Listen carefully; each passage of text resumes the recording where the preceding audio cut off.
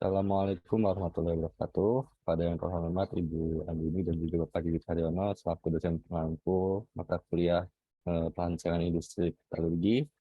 Dengan kami dari PT Biofuel Steel memperkenalkan diri terlebih dahulu. Perkenalkan, kami beranggotakan ada Aji Pradana, ada Ahmad Hidayat, Anggi Apriansyah, saya sendiri, kemudian ada Ajat Rahmat Hadi Sabto, Masa Tunjul Ulum dan Surya Dewa menginspirasikan hasil tugas besar PT Biofuel Steel. Selanjutnya, adapun outline yang akan kami bawakan pada kesempatan kali ini yaitu yang pertama adalah penentuan produk, analisa pasar, aspek teknologi, kemudian ada aspek AMDAL, ketiga, aspek politik, aspek ekonomi dan sosial budaya, kemudian ada aspek manajemen dan sumber daya manusia, dan terakhir adalah evaluasi ekonomi proyek. Ya, pertama yaitu mengenai profil PT Biofuel Steel. Nah, PT Biofuel ini merupakan salah satu perusahaan yang bergerak di bidang manufaktur, khususnya dalam produksi pressure vessel. Pressure vessel ini memiliki saja aplikasi yang sangat luas, yaitu bisa digunakan dalam industri minyak dan gas, bahan kimia, petrokimia, dalam distilasi, reaktor nuklir, dan sistem penyimpanan gas alam. Sebenarnya pressure vessel ini dirancang agar bekerja agar dapat mencapai tingkat tekanan yang diperlukan pada aplikasi tertentu. Biasanya berkisar dari 15 PSI hingga sekitar 150.000 PSI. Dan standar yang digunakan pressure vessel ini adalah ASME PVC dan API 510. Kemudian kami dari PT Biofuel pun siap melayani customer dengan moto performa yang tinggi dan kualitas yang tinggi. Selanjutnya, adapun deskripsi produk yang ditawarkan oleh PT Biofuel adalah pertama itu ada internal pressure-nya, spesifikasi yang diproduksi adalah internal pressure-nya 1,5 MPa, external pressure 0,103 MPa, internal temperatur 100 derajat Celcius, kemudian panjang selnya adalah 4.000 mm, dan diameter tanknya adalah 1.500 mm. Dan untuk jenis material yang kami gunakan itu ada tiga jenis material yaitu SA36G70, kemudian ada SA106 GRB, dan bagian-bagian yang biasa ada pada material vessel ini adalah tank cell, head cover, tank nozzle, support base, dan support legs dengan material sebagai berikut. Selanjutnya akan dijelaskan oleh rekan saya. Oke, terima kasih. Di sini saya akan melanjutkan penjelasan yang dibahas oleh teman saya. Seperti yang dikatakan tadi bahwa pressure vessel merupakan wadah tertutup yang dapat diaplikasikan pada banyak hal, mulai dari dalam bidang migas dan lainnya. Nah, di sini pada grafik eh, diagram lingkaran dapat dilihat pangsa pasar penggunaan pressure vessel pada tahun 2019, di mana dari diagram tersebut dapat kita lihat ya, bahwa penggunaan pressure vessel paling banyak digunakan pada industri kimia dan petrokimia. Kemudian pada diagram batang di sebelah kanan juga menunjukkan bahwa ada pertumbuhan pasar pressure vessel dari tahun 2016 hingga tahun 2027. Dari diagram tersebut dapat dilihat bahwa industri pressure vessel terus berkembang. Next. Nah, di sini juga kami memiliki data yang kami dapatkan dari Peraturan Menteri SDM nomor 27 tahun 2008 tentang bidang usaha jasa industri tahun 2017. Di mana dari data tersebut kami mendapatkan bahwa 118 perusahaan di Indonesia bergerak di bidang industri jasa migas. Kemudian dari 118 perusahaan penyedia jasa migas tersebut hanya terdapat 29 perusahaan yang bergerak dalam produksi atau pelayanan pressure vessel. Dari angka tersebut menunjukkan bahwa industri fabrikasi pressure vessel merupakan industri yang cukup menjanjikan di Indonesia. Next. Nah, di sini ada data berupa tabel ya tentang permintaan pressure vessel dari tahun 2015 hingga tahun 2021, di mana terus mengalami peningkatan ya dari sekitar 453 buah, kemudian hingga tahun 2021 menjadi 563 buah. Dari data tersebut dapat kita gunakan untuk mengetahui ramalan permintaan pressure vessel hingga tahun 2027 dengan menggunakan metode deret waktu dengan metode trend linear. Sehingga ramalan permintaan pressure vessel dari tahun 2022 hingga tahun 2027 dapat kita lihat pada diagram batang di sebelah kanan, itu terus mengalami peningkatan hingga sekitar 691 buah. Next.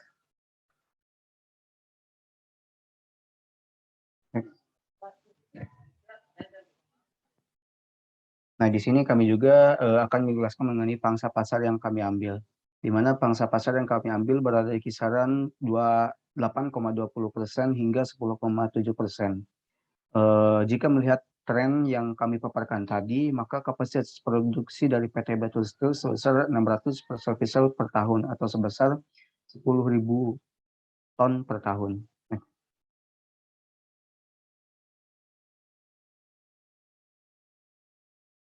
Kemudian kami juga akan jelaskan keunggulan produk Persol Pisau dari PT Batu Steel. Di antaranya yaitu produk kami memiliki sertifikasi proses inspeksi dan kualitas produk.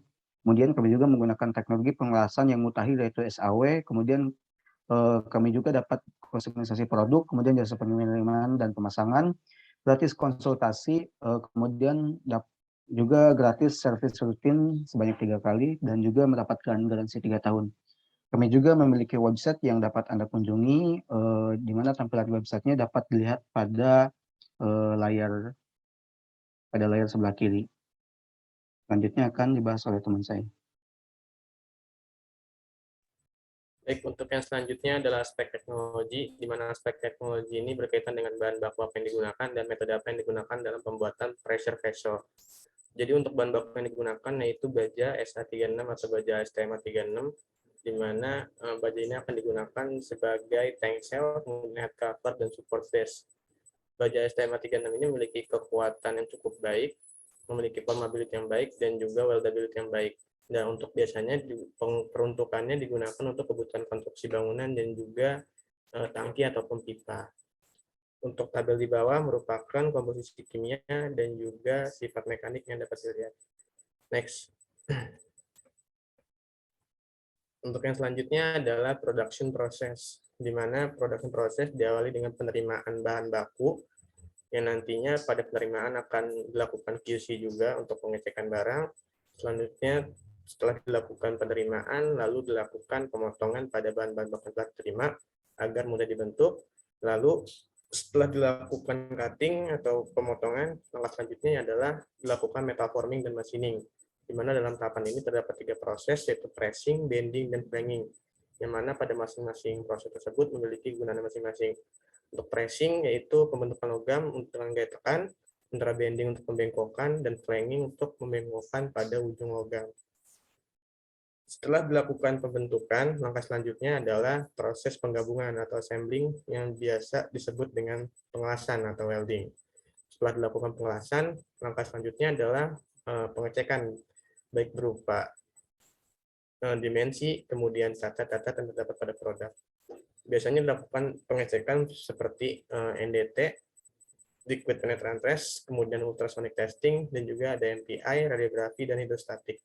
Nah, setelah dilakukan pengecekan, langkah selanjutnya adalah melakukan pembersihan pada produk, yaitu dengan menggunakan sandblasting, yaitu disemprotkan udara dengan bertekanan tinggi, dengan maksud membersihkan kotoran debu ataupun karat yang terdapat pada permukaan.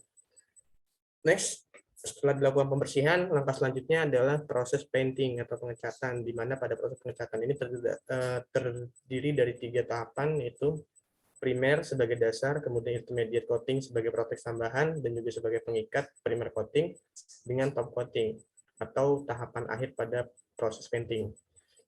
Setelah dilakukan painting, langkah selanjutnya adalah proses pengemasan, yang mana setelah dikemas, nanti produk dapat dikirim ke konsumen dengan menggunakan truk trailer. Untuk slide selanjutnya, next. Yaitu penentuan lokasi. Pada penentuan lokasi di sini, kami berlokasi di Krakatau Industrial Estate Cilegon atau KIC, di mana pada lokasi ini juga kami telah memikirkan beberapa aspek seperti kondisi geografi, kemudian sumber air dan listrik, jarak, environmental issue, dan juga pencahayaan.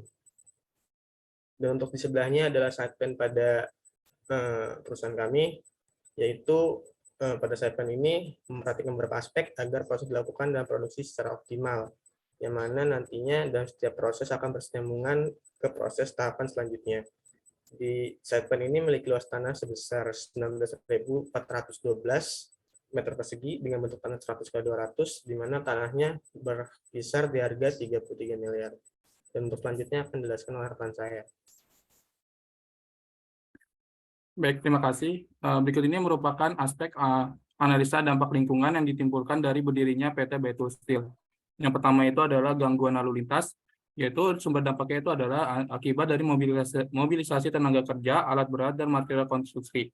Kemudian solusinya itu dengan cara pemasangan rambu lalu lintas, penempatan flagman, lalu juga mobilisasi kendaraan pengangkut dan alat berat dan material dilakukan pada jam yang tidak sibuk. Kemudian ada penurunan kualitas udara yang disebabkan oleh proses manufaktur berupa pengelasan dan sandblasting yang menghasilkan debu. Nah, solusinya itu adalah dengan pembuatan sirkulasi saat melakukan pengelasan dan selalu melakukan pengecekan.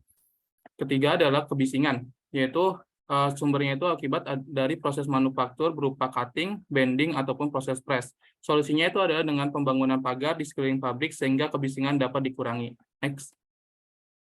Kemudian ada aspek ketiga, yaitu berupa kegiatan pertama itu adalah material receiving, yaitu bentuk kecelakaan yang bisa terjadi adalah tabrakan antara kren, lalu tertimpa alat.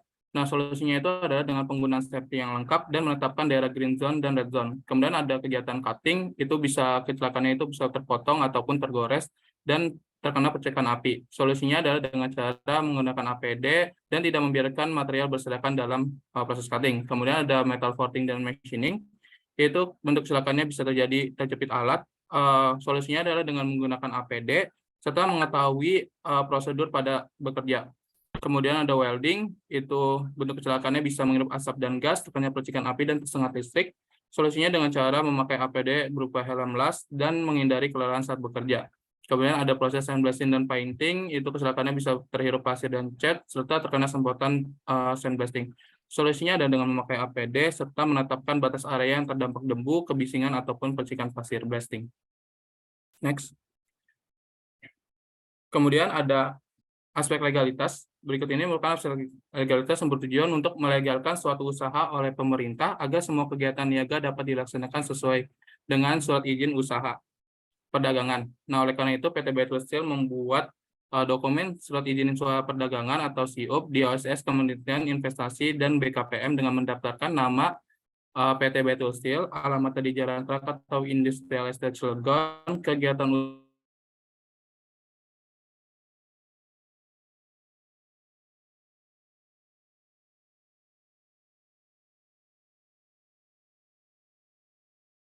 industri untuk berbagai pengerjaan khusus logam dan barang dari logam.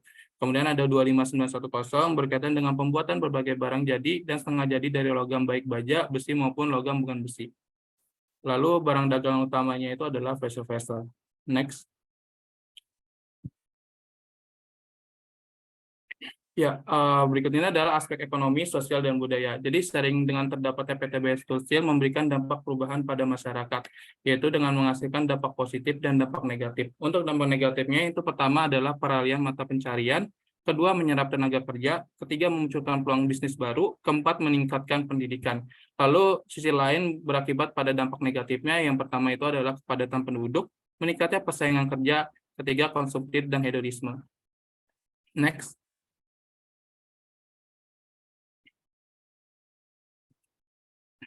Baik, menyadari efek dari adanya PT Baitul Steel, maka PT Baitul Steel mengadakan program CSR untuk meminimalisir dampak negatif yang ditimbulkan dari berdirinya PT Baitul Steel, yaitu pertama dengan mengadakan Baitul Steel Training berupa pelatihan pengelasan, kemudian ada UKM Training Center dengan memperdayakan masyarakat, kemudian support komunitas yang ada di sekitar Cilegon, kemudian ada pemberian beasiswa bagi siswa yang berprestasi dan membutuhkan, kemudian ikut serta dalam perayaan hari besar, serta mengadakan Baitul Steel Healthy bertujuan untuk meningkatkan kesadaran akan kesehatan serta pengecekan kesehatan. Next, selanjutnya akan dijelaskan oleh teman saya.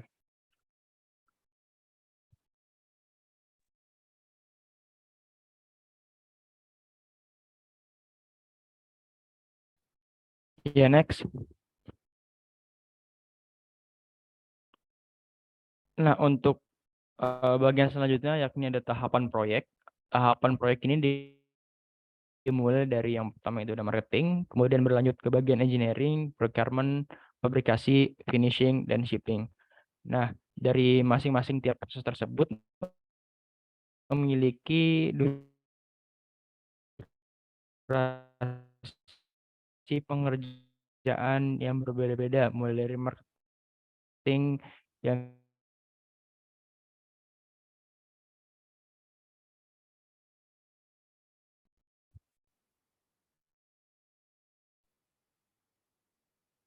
Nah, untuk struktur organisasi dibuat untuk memperjelas tugas masing-masing individu ataupun divisi yang telah ditentukan pada Baitul Steel.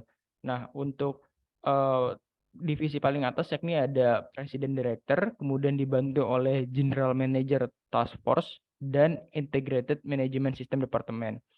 Nah, tiga bagian tersebut menggarisbawahi secara langsung pada bagian Operational Director serta Finance dan Administrasi Director. Nah, untuk Operational Director ini menggarisbawahi General Manager Marketing Steel Structure, General Manager Marketing Pressure Vessel, serta General Manager Operasional. Yang masing-masing General Manager ini memiliki stafnya masing-masing. Sedangkan bagian Finance and Administration Director memiliki garis bawah ataupun bawahan pada Administrasi Assistant Director dan Finance and Accounting. Next. Selanjutnya ada bagian rekruter karyawan. Bagian ini sangatlah penting untuk mendapatkan sumber daya yang up to date pada teknologi serta memiliki sumber daya yang maksimal.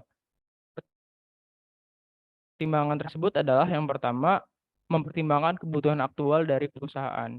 Yang kedua, promosi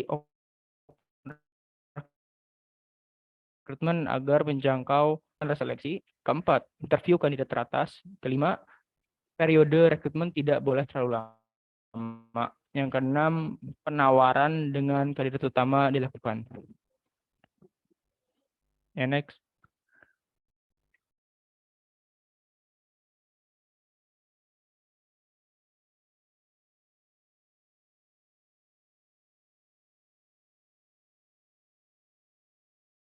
Nah, untuk biaya tenaga kerja mempertimbangkan 3 hal. Yang pertama itu ada jabatan, kedua pendidikan, serta pengalaman.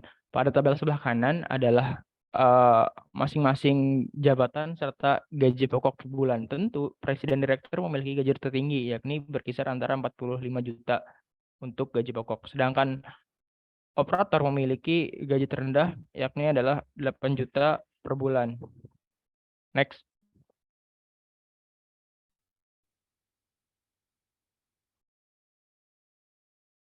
Untuk mendapatkan sumber daya yang ataupun karyawan yang memiliki sumber daya yang maksimal, maka kita melakukan pelatihan dan pengembangan.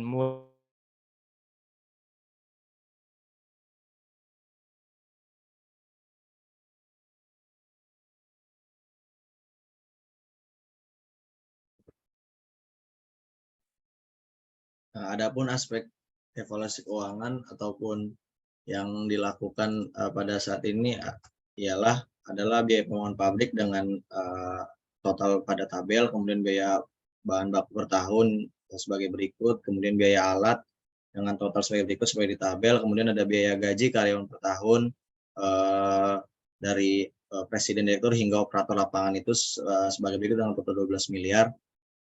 Selanjutnya itu ada biaya investasi dengan total 69 miliar dengan modal kerja 100 miliar dengan aliran kas operasional dengan peruntungan dari biaya tunai hingga laba bersih dengan pada 600 miliar maupun 278 miliar yang sesuai dengan pada tabel, kemudian aliran kas operasional per tahun dengan biaya tetap, modal kerja, keuntungan setelah pajak maupun saldo pada keuntungan hingga 2029.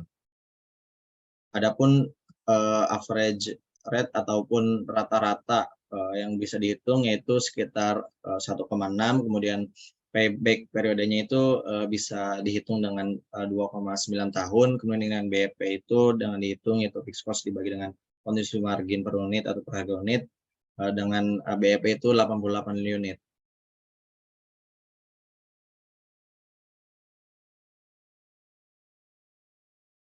Halo. Mungkin itu saja yang bisa dapat disampaikan, kurang lebihnya mohon maaf. Wassalamualaikum warahmatullahi wabarakatuh.